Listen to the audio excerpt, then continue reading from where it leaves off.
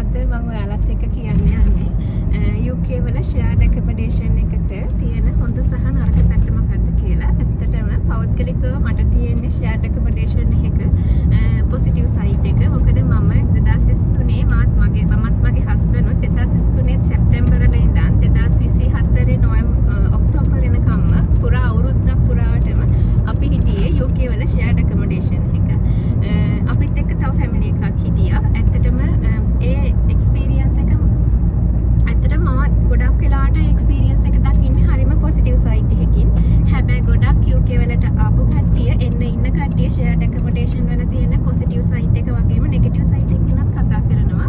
හැබැයි මම අද ඔයාලට කියන්න යන්නේ shared accommodation වල තියෙන පොසිටිව් සයිඩ් එක සහ නෙගටිව් සයිඩ් එක මම දකින විදිහට. ඔයාලා මාත් එක්ක දිගටම මේ වීඩියෝ එකත් එක්ක එකතු වෙන්න. මගේ අත්දැකීම කොහොමද? මම දන්න දේවල් කොහොමද කියලා ඔයාලත් එක්ක ෂෙයා කරගන්නවා මේ වීඩියෝ එක පුරාවටම. මම ඔයාලට කියන්න කැමති shared accommodation එකක ඇත්තටම ප්‍රධානම වාසිය තමයි අපි ඔක්කොම UK වලට එන්නේ ගොඩක්ම මෙහි ඇවිල්ලා අවුරුද්දක් හෝ දෙකක් ඇතුළත කුමන හෝ යම් විදියකින් සෙටල් වෙන්න බලාගෙන. එතකොට අපිට ලොකුම චැලෙන්ජ් එක තමයි අපි කොහොමද අපි ගෙනාපු සැලරි ටික සහ අපි කරන part time job එකකින් හෝ full time job එකකින් අපි කොහොමද අපේ වියදම cover කරගෙන කිසියම් ප්‍රමාණයක් save කරගන්නේ කියලා. මොකද අපි ලංකාවේ ඉඳන් මේ රටකට එන්නේ ඇත්තටම ඉක්මනට සෙටල් වෙන්න බලාගෙන ඉන්න process එකක. එතකොට අපිට අර සල්ලි කියන එක ගොඩක් important අපි save කරගන්න තරමට shared accommodation එක තියෙන ප්‍රධානම වාසිය තමයි අපිට පුළුවන් cost එක අපිට යන cost එක ගොඩක් ඉතුරු කරගන්න. එතකොට අපිට අර utilities වලට සහ rent එකට යන වියදම ඉතුරු කරගන්න පුළුවන් වුණොත් එතකොට අපිට ඒ සල්ලි ටික එක්ක අපේ course fee එකට දාන්න පුළුවන්. එහෙම නැත්නම් අපිට මෙහෙ vehicle එකක් purchase කරන්න පුළුවන්. එහෙම නැත්නම් අපිට mortgage එකක් ගන්න process එකක ඉන්නවා නම් ඔයාලට ඒ වෙනුවෙන් මුදල් ඉතුරු කරන්න පුළුවන්. එතකොට ඔයාලට අර අවුරුද්දක් දෙකක් ඒ විදිහට හිටිය කියලා කිසිම ප්‍රශ්නයක් වෙන්නේ නැහැ. ඔයාලට ඒකෙන් ලොකු benefit එකක් ඉස්සරහට ලැබෙනවා. ඒක තමයි මම දකින්න shared accommodation එක තියෙන ප්‍රධානම වාසිය. හරි, අනිත් එක තමයි මම ඔයාලත් එක්ක කියන්න කැමති අපි ඔක්කොම UK වලට එන්නේ ලංකාවේ ඉඳන් ගොඩක් වෙලාවට කවුරුවක්වත් කිසිම ඇඳුනුම්කමක් නැතිව තනියම මෙහි ඇවිල්ලා යමක් කරගෙන දියුණු වෙන්න හිතාගෙන හෝ තැනකට එන්න බලාගෙන තමයි අපි හැමෝම UK වලට එන්නේ. මේ එන ගමනේදී අපිට ගොඩක් වෙලාවට අපේ දන්න කවුරු හරි යාළුවෝ අපේ ලංකාවේ කවුරු හරි අපිත් එක්ක අපේ අදහස් ෂෙයා කරගන්න අපිට යමක් කියලා දෙන්න කෙනෙක් ඉන්නවා නම් ඇත්තට මේක ඒ වෙලාවට ගොඩාක් ලොකුවට අපිට ඒක දැනෙනවා. මොකද සමහර වෙලාවට ඔයා තනියෙන් මෙහාට එන්න පුළුවන් ස්ටුඩන්ට් කෙනෙක් විදියට. ඔයා ඇවිල්ලා මෙහි තනියම ස්ටුඩියෝ ෆ්ලැට් එකක් අරගෙන ජීවත් වෙනවට වඩා ඔයා තව ෆැමිලි එකක් එක්ක ෂෙයා කරගෙන ජීවත් වෙනකොට ඇත්තටම එයාලගෙන් ඔයාලට ලොකු සහයෝගයක් ලැබෙනවා. සමහර වෙලාවට වගේ තනිකම නැති කරගන්න ඒ කියන්නේ ඔයාලට කතා කරන්න කෙනෙක් ඉන්නවා. ඔයාලගේ අත්දැකීම් ෂෙයා කරගන්න කෙනෙක් ඉන්නවා. ඔයාට මොකක් හරි මුල් කාලේ ප්‍රශ්නයක් ආවොත් ඔයාලගේ ප්‍රශ්නේ ඔයාලත් එක්ක කියන්න පුළුවන්.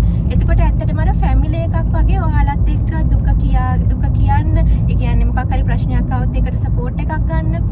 ඒ වගේ හැම දෙයකටම ඔයාලට මෙහි අර පොඩි ෆැමිලි එකක් හැදෙනවා. ඒක මාර විදියට වැදගත් වෙනවා අපිට ලයිෆ් එක මෙහි අර බෝරින් වෙන්නේ නැතුව එන්ජොයි කරන ගමන් අපිට යම්කිසි තත්යකට මේ රටේ එන්න මේ වගේ රටවල එන්න.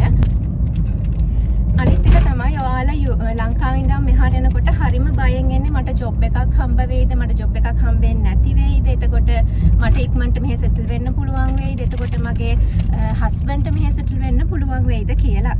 එකපාරටම අපිට මෙහෙ ඇවිල්ලා ජොබ් එකක් හොයාගන්න අමාරු වෙන්න පුළුවන්. අපි CV දානවා අපිට ජොබ් එකක් හම්බ නොවන අවස්ථාවක් තියෙනවා. එතකොට මාසයක් දෙකක් යනකම් අපිට ජොබ් එකක් නැතුව ඉන්න පුළුවන්. එතකොට ඒ වගේ අවස්ථාවකදී ඔයා shared accommodation එකක ඉන්නවා නම් ඇත්තටම එයාලගේ අනිත් ඉන්න ෆැමිලිස් වල අයත් එක්ක ඔයාට කතා බහ කරලා එයාලගේ contacts හදාගෙන ඒ තැන් වලට CVs දාන්න පුළුවන්. සමහර වෙලාවට එයාලා දැනටමත් ඒ මොකක් හරි කම්පැනි එකක හරි මොකක් හරි කරන ෂොප් එකක හරි මොකක් හරි තැනක වැඩ කරනවා නම් එයාලා දිගට මෙතන වැඩ කරපු කෙනෙක් නම් එයාලගේ තියෙන අර එයාලා ගැන ඒ රැකියාව කරන ස්ථානයේ කෙනා ඒ අර ඉන්න කෙනා එක්ක තියෙන ට්‍රස්ට් එක ට්‍රස්ට් එකට ඔයාවත් ඉල්ලීමක් කරොත් ගන්න බැරි කමක් වෙන්නේ නැහැ. ඒක නිසා අර ජොබ් ඔපචුනිටිස් වැඩි.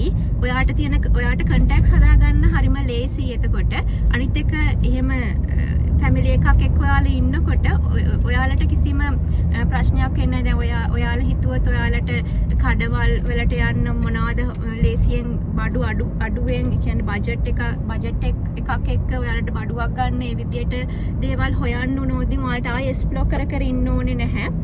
ඔයාලට අර ඒ ෆැමිලි එකේ අයත් එක්ක කතා බහ කරලා යාලා මෙහි ගොඩක් කල් හිටපු කට්ටිය නම් හෝ යාලා ඇවිල්ලා ටිකක් මෙහි ඒ ප්‍රදේශය ගැන දන්න කට්ටිය නම් අනිවාර්යයෙන්ම ඔයාලට උදව් කරනවා මේ තැන් වලට යන්න මේ තැන් වලින් බඩු ගන්න මේ තැන් වල බඩු අඩුයි එතකොට මේ තැන් වල බඩු ක්වොලිටි මේ වගේ දේවල් වලට අහු වෙන්න එපා මේ විදිහේ ප්‍රශ්න ඇති වෙන්න පුළුවන් මේ වගේ දේවල් වලට සම්බන්ධ වෙන්න එපා වගේ අවවාද අනුශාසනා වලට ලැබෙන්න පුළුවන්. ඇත්තටම මේවා ගොඩක් වැදගත්. ඔයාලගේ මේ UK වලට ඇවිල්ලා තනියෙන් ජීවත් වෙන්න try කරන කෙනෙක් නම් ඒ කියන දේවල් අනිවාර්යයෙන්ම පිළිගන්න. ඒ වගේ දේවල් ඇත්තටම යාළගේ අත්දැකීම් එක්ක තමයි අපිට කියන්නේ අපේ හොඳට.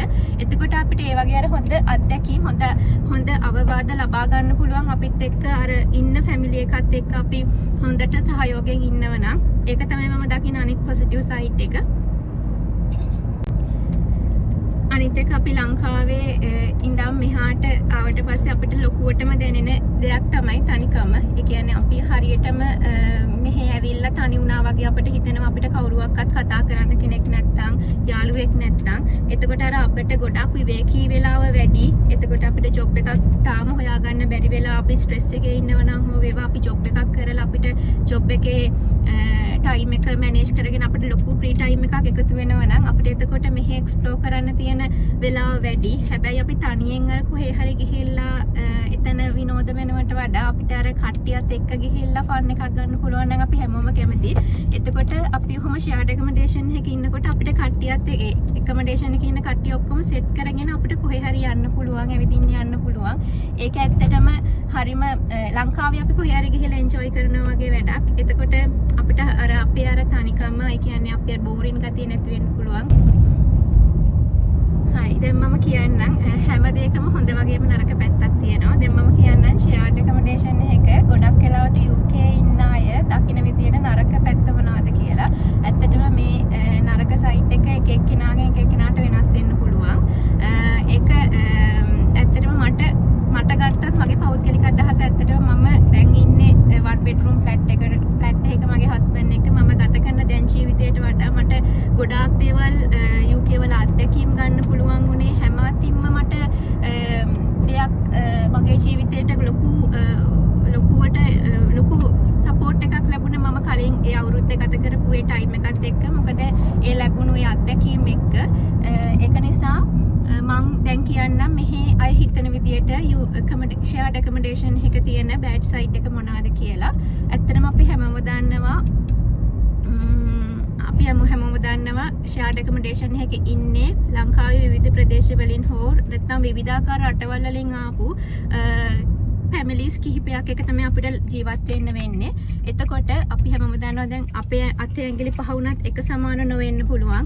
අපේ සහෝදර සහෝදරියෝ 5 දෙනෙක් ඉන්න ෆැමිලි එකක වුණත් ඒ 5 දෙනා එක විදිය නොවෙන්න පුළුවන්. ඒ එක එක්කෙනාගේ ගතිගුණ වෙනස් වෙන්න පුළුවන්. එතකොට අපි එහෙම ෂෙයාර්ඩ් ඇකොමඩේෂන් එකේ ඉන්නකොට අනිවාර්යයෙන්ම අනිත් අයගේ ගතිගුණ අඳුනගෙන ඒගොල්ලන්ගේ අදහසට ගරු කරගෙන ඉවසීමෙන් ඉන්න පුරුදු වෙන්න ඕන. සමහර වෙලාවට ඇත්තටම මේක ලංකාවේ අර ෆැමිලි එකේ තනි ළමයෙක් ඉන්න ෆැමිලි එකක වගේ කෙනෙක් ජීවත් වෙලා මෙහෙට ඇවිත් ෂෙයාර්ඩ් ඇකොමඩේෂන් එකක ඉන්න try කරනවා නම් එයාට ඒ වගේම හොස්ටල් ලයිෆ් එකක්, බෝඩින් ලයිෆ් එකක්, යුනිවර්සිටි ලයිෆ් එකක් පුරුදු නැති කෙනෙක් නම් ඇත්තටම ෂෙයාර්ඩ් ඇකොමඩේෂන් එකක ඇවිල්ලා අර එයා එක්ස්පෙක්ට් කරන අර ෆ්‍රීඩම් එක එයාට ගන්න බැරි නොවෙන්න පුළුවන්. මොකද එයාට ඒකේ කවදාවත් වැරද්දක් කියන්න බෑ. මොකද එයාට ඒක පුරුදු නැති වෙන්න පුළුවන්. මොකද එයාගේ පර්සනැලිටි එකත් එක්ක ඒ ලයිෆ් එක මැච් නොවෙන්න පුළුවන්. ඒක සාධාරණයි. මං කියන්නේ එහෙම නෙමෙයි. ඒ වගේ අයට අනිවාර්යයෙන්ම 1 bedroom flat එකක් හෝ ස්ටුඩියෝ flat එකක් ගන්න එක තමයි ඇත්තටම හොඳ. ඒ වගේම තමයි අපි ෂෙයාර්ඩ් ඇකොමඩේෂන් එකක ඉන්නකොට අපි හැමෝටම එක වෙලාවට bathroom එක use කරන්න, kitchen එක use කරන්න, අපේ dining room එක use කරන්න බැරි නොවෙන්න පුළුවන්.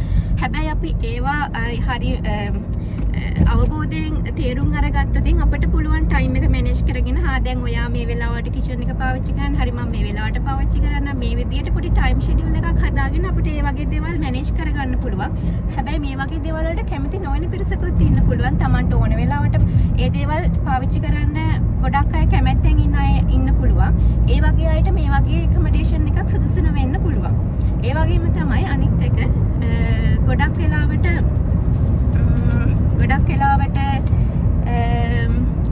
අනිත් එක තමයි ගොඩක් වෙලාවට දැන් ඔය සමහර ෆැමිලිස් ඉන්න පුළුවන්. දැන් අපි හිතමු එක හවුස් එකක උදාහරණයක් විදියට ෆැමිලිස් 5ක් ජීවත් වෙනවා. ඒකෙන් ෆැමිලිස් 4ක්ම කපල් විදියට ඉන්නේ. හැබැයි එක ෆැමිලි එකක ළමයි ඉන්නවා. එතකොට ඔයාලා අර ඒ ෆැමිලි එකේ අර එක කපල් එකක් නම් ඔයාලා කැමති නැත්නම් අර ළමයින්ගේ සද්දෙට ඒ ඩිස්ටර්බ් වෙනවට කැමති නැත්නම් සමහර වෙලාවට ඔයාලට අර එතන ඉන්න එක ෆ්‍රීඩම් එකක් නෙවෙයි. කියන්නේ ඔයාලට ඒක ෆ්‍රී ලයිෆ් එකක් විදියට දකින්න නොලැබෙන්න පුළුවන්. එතකොට ඔයා ඒකෙන් සපයි කරන්න පුළුවන්. එහෙම අයටත් මේ වගේ ෂෙයාර්ඩ් ඇකොමඩේෂන් එකකින් අමාරු වෙන්න පුළුවන්. ඒ කියන්නේ ඔයා හරියටම දැනගන්න ඕන, තේරුම් ගන්න ඕන ඔයා ෂෙයාර්ඩ් ඇකොමඩේෂන් එකකට තෝරගන්න කලින් මට මේ ලයිෆ් එකේ ඉන්න පුළුවන්ද? මට මේ රූම් එකේ හෝ මට මේ ෆැමිලිස් එක්ක මට ලයිෆ් එක තව අවුරුද්දක් මාස 6ක් එක දිගට ජීවත් වෙන්න පුළුවන්ද කියලා ඔයා තේරුම් ගන්න ඕන. ඔයාට තියෙන පර්සනැලිටි එක කොහොමද? ඔයාට තියෙන ක්වොලිටිස් මොනවාද කියලා තේරුම් අරගෙන ඒ ගැළපෙන විදියට ඔයා එහෙම ඇකොමඩේෂන් එකක් තෝරගත්තට කමක් නැහැ. එහෙම නැත්නම් ඔයාට ඒ වගේ දේවල් ගැළපෙන්නේ නැහැ කියලා ඔයා දැන්න මෙහෙම කොස්ට් එක අඩු කරගන්න, යුටිලිටි බිල්ස් ටික අඩු කරගන්න එහෙම ෂෙයාර්ඩ් ඇකොමඩේෂන් එකකට ඇවිල්ලා අනිත් ෆැමිලිස් වලට ඩිස්ටර්බ් වෙන විදියට වැඩ කරනවා නම් එතකොට ඒක ඇත්තටම හොඳ නැති දෙයක්. ඒක නිසා මම හිතන්නේ මෙන්න මේ වගේ දේවල් තමයි ෂෙයාර්ඩ් ඇකොමඩේෂන් එකක තියෙන හොඳ සහ නරක. ඇත්තටම මේ දේවල් අපි UK වලට හෝ වෙන රටකට වෙන ඕනම රටකට එන්න කලින් ලංකාවේ ඉඳලම ඩිසයිඩ් කරන්න ඕන. අපි මොන වගේ ඇකොමඩේෂන් එකකටද එන්න ඕන? අපි අපි ඇත්තටම අපිට මේ කාලය ඇතුළත මෙහෙම ඉන්න පුළුවන්ද? අපිට ඒකට අපේ මයින්ඩ් එක හදාගන්න පුළුවන්. ඒක නිසා අනිවාර්යයෙන්ම මෙහෙ එනවනම් ඒ හැම දෙයක්ම දැනගෙන එන එක තමයි හොඳ. ඒක මම හිතනවා ඔයාලට මේ කරුණ ගොඩක් වැදගත් වෙයි කියලා. ඒක තමයි ඔයාලා මගේ මේ වීඩියෝ එකට කැමති නම් අනිවාර්යයෙන්ම මගේ channel එක subscribe කරන්න. ඔයාලා හැමෝටම සුබ දවසක්. මම හිතනවා ඔයාලට මේ කරුණ ගොඩක් වැදගත් වෙයි කියලා. මේ වගේ තවත් ලස්සන වීඩියෝ එකක් අරගෙන අපි අනිවාර්යයෙන්ම ආයෙම මුණ ගැහෙමු.